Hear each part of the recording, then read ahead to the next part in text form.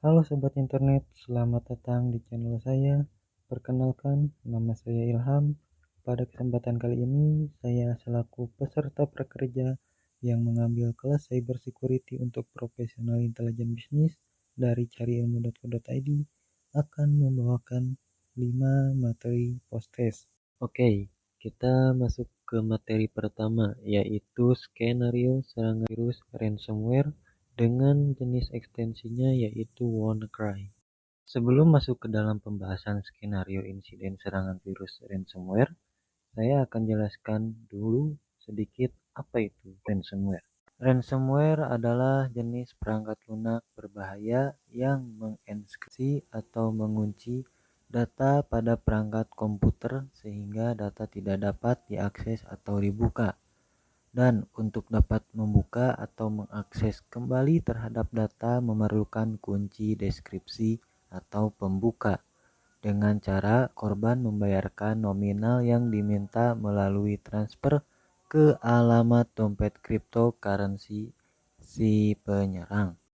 Oke, kita langsung saja ke materi membuat skenario insiden serangan virus ransomware yang berekstensikan WannaCry.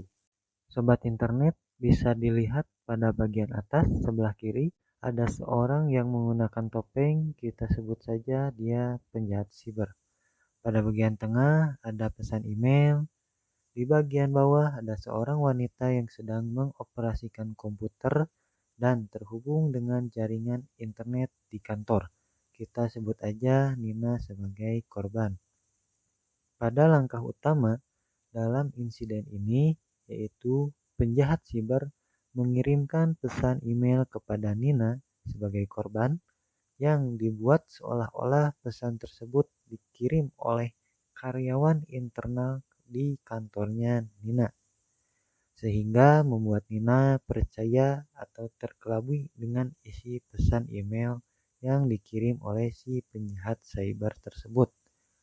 Dan akhirnya Nina pun mengklik link yang tertera pada pesan email, dan link yang Nina klik tersebut otomatis mengunduh berupa sebuah aplikasi. Setelah aplikasi tersebut terunduh, Nina akhirnya menginstal aplikasinya dan hasilnya Nina bukan mendapatkan data rekap laporan biaya produksi dan penjualan, tetapi malah komputer Nina terinfeksi virus ransomware sehingga menyebabkan semua data penting pada komputer Nina terinskripsi dan tidak dapat diakses atau dibuka. Dan virus ransomware dengan jenis WannaCry ini juga menampilkan sebuah kotak pesan pada layar yang biasanya berisikan pesan untuk mendapatkan kunci deskripsi dengan cara korban harus melakukan pembayaran yang ditransfer melalui alamat dompet cryptocurrency dengan waktu yang telah ditentukan oleh si penjahat cyber ini. Kita lanjut ke materi kedua, yaitu menjelaskan urutan kejadian dan definisikan serangan tersebut. Untuk urutan pada kejadian serangan ransomware jenis WannaCry ini terdapat 3 metode serangan, yaitu 1. Phishing. Untuk definisinya, merupakan kejahatan siber dengan cara mengirim pesan palsu untuk tujuan mendapatkan data informasi target atau korban. Kedua, social engineering. Untuk definisinya, merupakan teknik manipulasi dengan memanfaatkan psikologis korban supaya dapat mengungkapkan informasi rahasia atau melakukan tindakan tertentu. Yang ketiga, yaitu ransomware. Untuk definisinya, merupakan virus yang menenskripsi data pada sistem komputer korban dan kemudian menuntut pembayaran tebusan agar data tersebut dapat dideskripsi. Ransomware seringkali menyebar melalui email phishing atau eksploitasi kelemahan dalam sistem komputer target korban. Dalam urutan tersebut merupakan 3 aspek serangan untuk mendapatkan akses komputer atau perangkat dari korban, sehingga ransomware dapat disisipkan ke dalam sistem komputer korban. Dengan urutan pertama melakukan teknik serangan phishing dengan cara mengirimkan email kepada target atau korban yang di dalamnya ada akses link. Untuk kasus ini download aplikasi berbahaya yaitu virus ransomware. Di dalam email tersebut mengandung aspek metode social engineering yang digunakan untuk meracik kata-kata sesuai dengan psikologis korban sehingga korban meyakini akan kebenaran isi pesan tersebut dan korban melakukan apa yang disuruh dalam pesan tersebut. Contohnya mengklik link untuk mengunduh dan menginstal aplikasi berbahaya yaitu ransomware.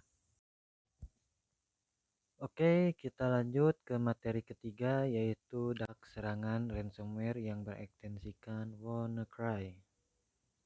Dampak dari serangan virus ransomware yang berekstensikan WannaCry pada komputer pribadi ataupun kantor bisa sangat merusak.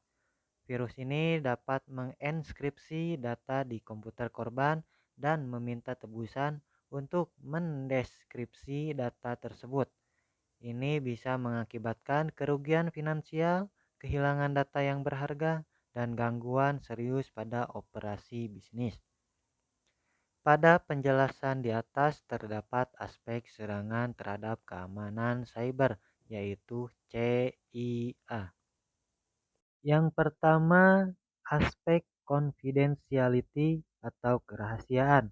Pada serangan ransomware dapat mengakibatkan pelanggaran kerahasiaan data karena ini menginskripsi data yang ada pada komputer. Ini berarti bahwa informasi sensitif dan rahasia dapat diakses oleh pihak yang tidak berwenang jika tebusan tidak dibayarkan. Yang kedua yaitu aspek integrity atau integritas. Pada serangan ransomware dapat merusak integritas data dengan cara mendeskripsi atau menghapus informasi yang ada pada komputer. Ini berdampak pada akurasi dan kebenaran data yang dimiliki oleh perusahaan atau organisasi. Yang ketiga, aspek availability atau ketersediaan. Pada serangan ransomware dapat menyebabkan gangguan serius pada ketersediaan sistem dan layanan. Jika sistem komputer terinfeksi, data dan layanan mungkin tidak dapat diakses oleh pengguna, hingga harus menunggu operasi bisnis pulih secara keseluruhan. Kita masuk ke materi 4 yaitu solusi penanganan serangan virus ransomware yang berekstensikan WannaCry dengan menggunakan standar keamanan dari National Institute of Standards and Technology atau sering disingkat yaitu NIST. Di sini menggunakan framework 1.1. Yang pertama ada identify atau melakukan identifikasi untuk menentukan apakah serangan tersebut adalah serangan ransomware dan identifikasi sumber dari metode penyebarannya. Lalu yang kedua melakukan protect atau langkah-langkah melindungi sistem Anda dari serangan ransomware yang akan datang, seperti memperbaharui perangkat lunak, konfigurasi firewall, filter penggunaan jaringan sesuai kebutuhan, dan menerapkan kebijakan keamanan yang kuat. Lalu ada detect atau melakukan pendeteksian dengan menggunakan alat keamanan yang kuat untuk mendeteksi serangan ransomware secepat mungkin dan melakukan pemantauan sistem secara berkala untuk mendeteksi tanda-tanda aktivitas yang mencurigakan. Lalu yang keempat ada respons atau melakukan isolasi perangkat yang terinfeksi sebagai langkah membatasi penyebaran lebih lanjut. Hentikan proses yang mencurigakan dan lakukan pencadangan data secara teratur. Yang kelima, recover atau melakukan pemulihan data dari backup yang tersedia dan bersihkan sistem dari malware. Pastikan untuk memverifikasi bahwa data yang dipulihkan tidak terinfeksi. Kita lanjut ke materi yang kelima yaitu solusi upaya mencegah terjadinya serangan cyber. Yang ke-1, peningkatan kesadaran keamanan dengan memberikan pelatihan kepada karyawan dan pengguna tentang praktik keamanan siber yang baik, seperti pengenalan terhadap phishing, mengamankan kata sandi, dan menjaga informasi pribadi.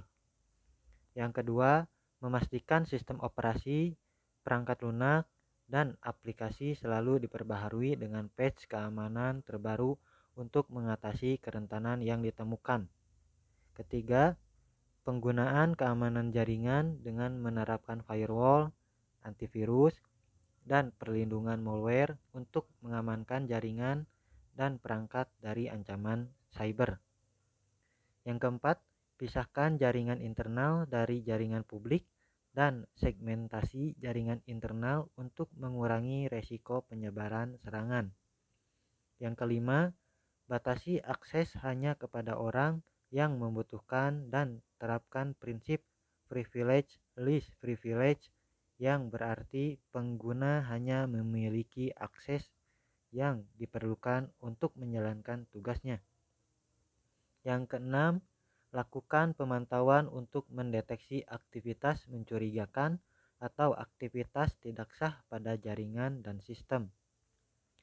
Yang ketujuh, lindungi akses fisik ke perangkat keras dan server untuk mencegah akses yang tidak sah. Yang kedelapan, lakukan pengujian atau penetrasi untuk mengidentifikasi titik kelemahan dalam sistem dan infrastruktur Anda. Yang kesembilan, rutin membuat salinan cadangan atau melakukan backup data penting dan memastikan salinan tersebut tersimpan secara aman.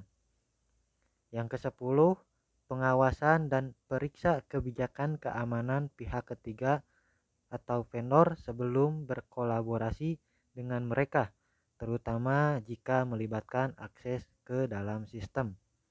Yang ke-11, buat rencana tanggap darurat yang merinci tindakan yang harus diambil jika terjadi serangan cyber, termasuk pemulihan data dan mitigasi kerusakan. Ke-12, pembaharuan kebijakan keamanan cyber, baik panduan dan aturan yang ditetapkan untuk melindungi sistem, data, dan aset digital perusahaan dari ancaman cyber. Yang ke-13, lakukan audit keamanan secara teratur untuk mengidentifikasi dan mengatasi kerentanan baru, baik melakukan audit secara eksternal atau audit secara mandiri atau internal. Untuk audit secara mandiri bisa menggunakan tools assessment index kami atau indeks keamanan informasi dari lembaga pemerintah yaitu Kominfo dan BSSN. Sekian materi yang dapat saya sampaikan, dan untuk sobat internet, jangan lupa bila ada kesalahan dan kekurangan, silahkan untuk berkomentar di bawah. Terima kasih, sampai jumpa kembali.